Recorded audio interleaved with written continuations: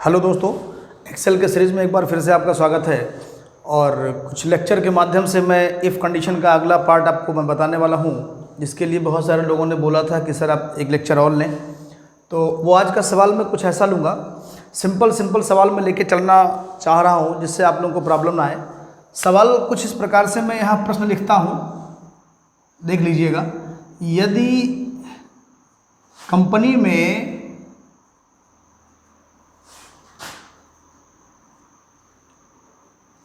15,000 से अधिक या 15,000 सैलरी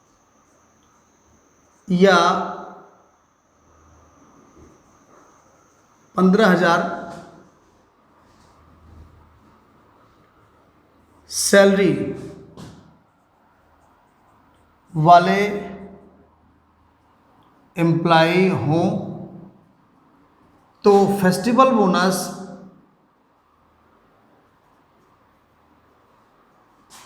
8% और यदि 15,000 से कम हो तो 6% बोनस दिया जाए। ये सवाल आपका है। इसको आप एक्सेल में इफ से कैसे सॉल्व करेंगे? यदि कंपनी में 15,000 से अधिक या 15,000 सैलरी वाले एम्प्लॉय हों तो फेस्टिवल बोनस 8% और 15,000 से कम हो तो फेस्टिवल बोनस 6%। अब इसको हम देखते हैं, इसका सॉल्व एक शीट के माध्यम से देखते हैं। एक मैं शीट बना रहा हूं आपके सामने ऐसे। थोड़ा मैं शीट इधर कर दूं जिससे आप लोगों को उधर फार्मूला में लिखूं तो आपको क्लियर हो जाए।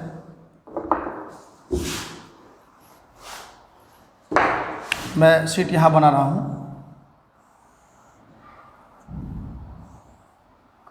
अब देखिए, जैसे कोई एम्प्लॉय है और उसकी ये सैलरी है और इधर सैलरी और बोनस हम लिखेंगे इस तरीके से। यहाँ पर लिखेंगे हम एम्प्लॉय नेम, यहाँ पर लिखेंगे हम लोग सैलरी और यहाँ पे लिखेंगे सैलरी प्लस बोनस कि टोटल जुड़ के कितना आएगा। ये ए कॉलम हुआ, ये बी कॉलम, ये सी कॉलम। 1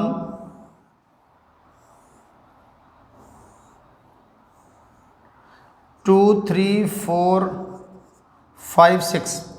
अब कोई एम्प्लॉय है राजू, सोनू,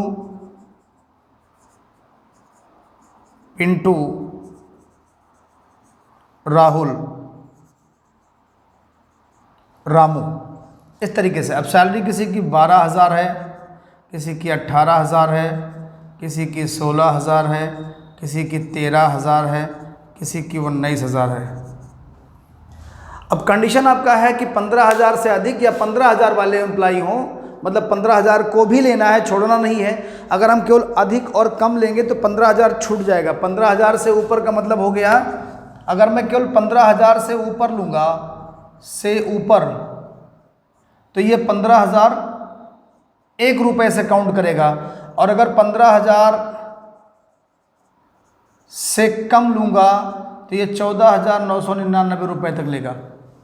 यानी कि 15,000 बीच में हमारा कहीं ना कहीं छूट जा रहा है। तो इसीलिए 15,000 से ऊपर भी लिया गया है और 15,000 वाले को भी लिया गया है, दोनों एम्प्लॉय को लिया गया है।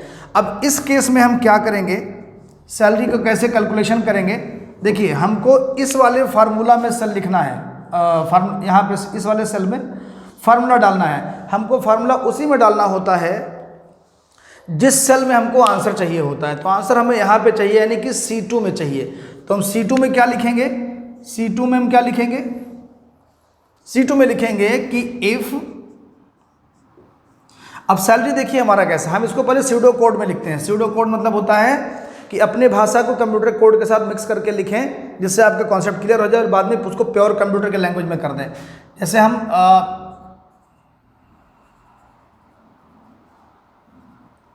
स्यूडो कोड ये होता है। अब स्यूडो कोड में लिखते हैं कि यदि, इसको हम इफ प्रयोग कर रहे हैं, इफ सैलरी किसमें हमारी है? B2 में है। तो लिखेंगे if salary greater than equal to 15,000, क्योंकि 15,000 से ज़्यादा और 15,000 वाले को भी लेना है। तो क्या करें? अगर ऐसा हो तो क्या करें? यदि ऐसा हो तो सैलरी में 8% का बोनस उसको दे दिया जाए। 15,000 से ज़्यादा है या 15,000 है तो सैलरी प्लस सैलरी का 8%, ये दोनों जुड़ जाएगा। नहीं तो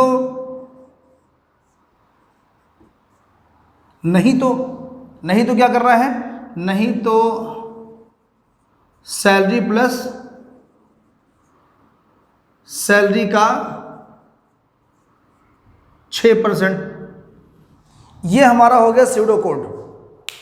समझने के लिए हमने इसको एक एल्गो लिख दिया, एक स्यूडो कोड लिख दिया, एल्गोरिथम टाइप में लिख दिया हमने। समझने के लिए आपको स्यूडो कोड भी समझ सकते हैं, इसको एल्गोरिथम समझते हैं, में सिंपल लैंग्वेज में लिखा हमने इसको, जिससे आप समझ सकते हैं। अब हम क्या करेंगे, इसको एक्सेल के फॉर्मेट में लेके आएंगे। अब ये सिंपल हमने लैंग्वेज में लिखा है, इसको एक्सेल के फॉर्मेट में लेके आएंगे। अब देखिए यहाँ पे जो 8% है, 8% आप ऐसे लिख सकते हैं कि 8/100, ये भी 8% हो गया। अब अगर 8% को आप ऐसे कैलकुलेट करेंगे, यानी 8 को आप 100 से डिवाइड करेंगे तो 2 जीरो है तो दशमलव का कितना हो जाएगा? 0.08 हो जाएगा। ये हमारा 8% हो गया। अब आप ऐसे करके देखो, 0 लगा, फिर 0 लगा, फिर हुआ 100 8 800, 100 8 इज़ा बाई 800, तो आप 100 को 8 टाइम मल्टीप्लाई करोगे तो 800 हो जाएगा। तो ये हमारा सीधे हमारा 0.08 हो गया। और ये 6% जो हमारा है, ये 6/100 हो जाएगा, तो इसको हम 0.06 लिख सकते हैं। तो इस तरीके से हम ऐसे भी कर सकते हैं, 6/100 भी कर सकते हैं, और डायरेक्ट ऐसे भी कर सकते हैं। दोनों तरीके से हम कर सकते हैं ऐसा निकालते वक्त। तो क्या करेंगे अब हम इसको देखते हैं एक्सेल के फॉर्मेट में। उसमें क्या करेंगे? इक्वल टू इफ़ सैलरी किस में हमारी है? सैलरी हमारी है यहाँ पर B2 में। If B2 is greater than equal to 15,000, यदि हमारा सैलरी, अब देखिए ये जो हमारा हुआ, ये हमारा सैलरी, देखिए यहाँ पर आपको ये क्लियर हो गया कि सैलरी लिखा तो सैलरी की जगह पर मैं B2 लगा दिया।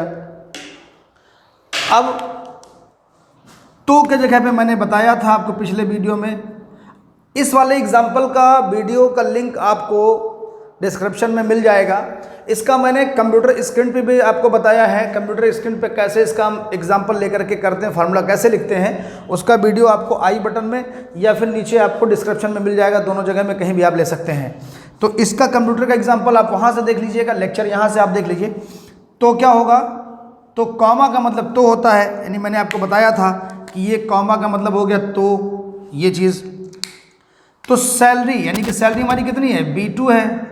B2 प्लस, अब सैलरी का 8%, तो हम एक ब्रैकेट में इसको बंद कर देंगे, B2 मल्टीप्लाई 0.08। तो क्या करेगा ये?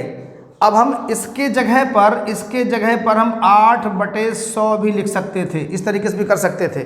चाहे हम 0.08 लिखें, चाहे 8/100 लिखें, दोनों में से कुछ भी लिखें, कोई दिक्कत नहीं है। इससे भी आंसर आपका आएगा, इससे भी आंसर आपका आएगा। ठीक है दोस्तों। अब ये हो गया।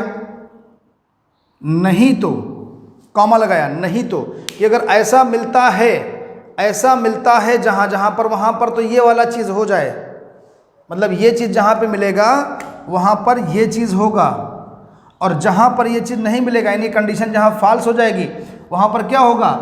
सैलरी, ये देखिए सैलरी प्लस सैलरी का मल्टीप्लाई, का के मतलब होता है मल्टीप्लाई का 0.06 मल्टीप्लाई हो जाएगा। अब इस इफ़ वाले का भी ब्रैकेट पूरा यहाँ से आप ऐसे बंद कर दो, पूरा इफ़ का ब्रैकेट बंद हो गया।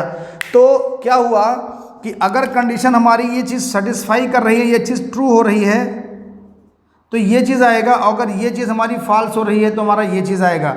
अगर हमारा ये चीज़ शीट में कहीं भी फॉल्स हो रहा है तो हमारा ये चीज़ वाला इधर वाला आ जाएगा। तो इस तरीके से हमारा ये जो आपने देखा फार्मूला, ये सिंपल एक कॉन्सेप्ट था इफ़ का। इस तरीके से इफ़ बहुत सारे लोगों को, मेरे तमाम व्यूवर्स हैं जिनको प्रॉब्लम आती है, व्यक्तिगत तो फ़ोन करके भी इसका कॉन्सेप्ट जानना चाहते हैं, तो मैं सोचा कि इसको थोड़ा सा एक डिस्क्राइब करके एक लेक्चर लिया जाए, जिससे उनको डाउट जो है क्लियर हो जाए।